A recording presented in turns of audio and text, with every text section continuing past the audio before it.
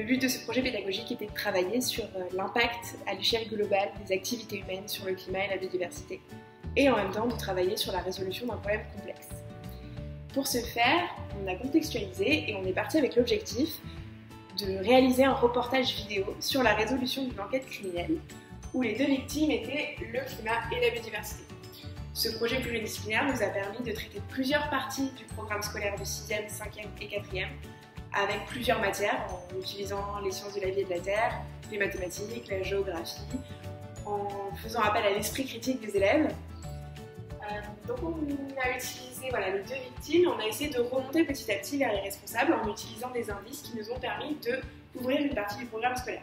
Par exemple, pour la SVT, on a pu aborder la question de l'effet de serre. Pour la SVT, encore une fois, on a pu parler de la surpêche en abordant toutes les dynamiques de population.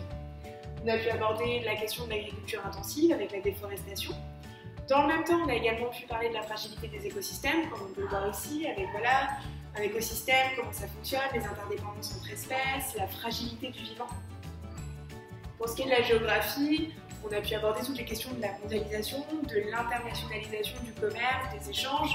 Donc c'était très intéressant pour les élèves de comprendre que pour un problème, on peut utiliser des connaissances et des compétences de plusieurs matières, puisqu'on a pu aussi couvrir une partie du programme de mathématiques, en abordant ici, en travaillant ici en faisant ce que j'ai appelé le travail de climatologue, où ici on a relevé tout au long du mois d'octobre les températures minimales, les températures maximales, les précipitations, en faisant une moyenne et en les comparant au mois d'octobre des années précédentes pour vérifier si à l'échelle locale on ne pouvait pas constater une augmentation des températures, ici pour avoir essayé une espèce d'expérimentation, une preuve du réchauffement climatique.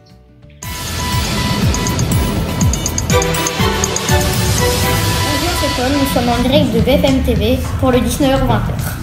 Vous vous en rappelez certainement, un grand événement est survenu qui a fait le tour du monde avec l'enquête criminelle, avec l'agression du climat et de la biodiversité. Aujourd'hui, on va y en reparler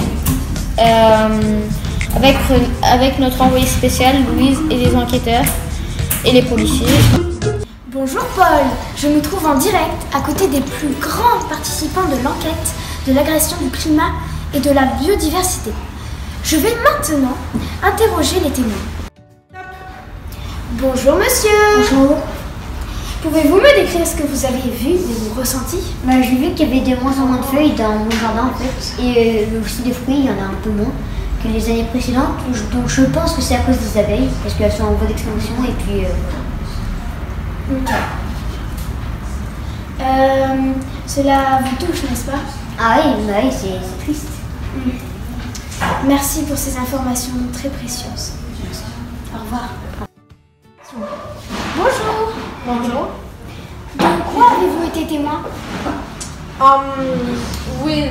have been a witness of climate change with the bushfires in Australia, and it's very, very bad. There are many homes that are being destroyed, and CO2 that is being released into the atmosphere and polluting, and that's contributing to climate change. Merci beaucoup. Au revoir. Maintenant, je vais interroger les scientifiques qui ont travaillé dans l'affaire. Bonjour messieurs. Bonjour. Dites-nous en plus sur l'affaire de l'agression. Nous avons vu quels étaient les coupables, mais d'un point de vue scientifique, pourquoi le sont-ils? D'abord, commençons par l'évolution de la consommation de viande. Donc, en moyenne de pays en voie de développement, c'est entre 10 et 30 kilos de viande. En Chine, c'est entre 10 et 60 kilos. Et en moyenne des pays industrialisés, c'est entre 70 et 80 kilos. Puis la culture et l'élevage intensif. Donc, comme on fait des déforestations, c'est pour faire plus de culture. Donc du coup il y a plus de CO2 qui se stagne plutôt en Amérique du Sud, en Amérique latine. Pourquoi? Parce que c'est là où a lieu les déforestations. Et c'est pour faire culture. et en grande quantité grâce à des nouveaux moyens de production. Donc voilà, on utilise des tracteurs et puis voilà, ça consomme plus d'énergie.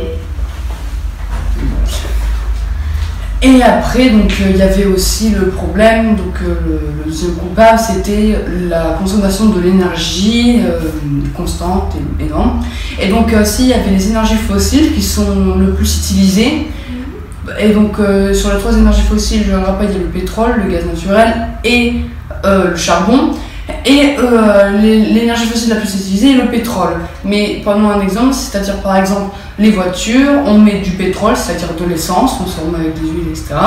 Et donc on met cette essence dans la voiture qui va brûler le pétrole, l'essence, et qui va le rejeter dans le pot d'échappement, donc en CO2 et en plein d'autres matières, mais particulièrement le CO2. C'est la fin de cette émission. Je vais maintenant laisser la parole à Paul. Merci beaucoup d'avoir suivi notre édition. Merci beaucoup Louise et tous les participants. Et au revoir.